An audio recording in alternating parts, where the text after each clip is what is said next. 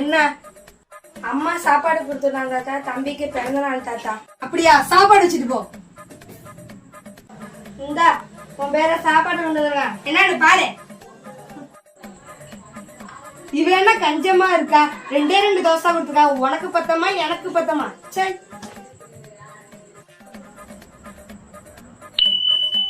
தாத்தா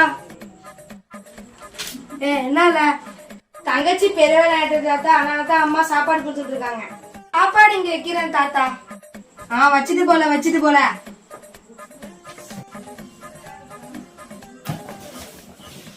இந்தா உன் பேர சாப்பாடு எடுத்து வந்திருக்கான். இந்தா ரொம்ப கனமா இருக்கு. 2 சோறு கொடுத்து விட்டுருக்கா. எதுக்கு இத்தனை? வீட்டுல உள்ள மீதி எல்லாம் இங்க குடுத்துறா போல. அட கிளட்டி கிளவி.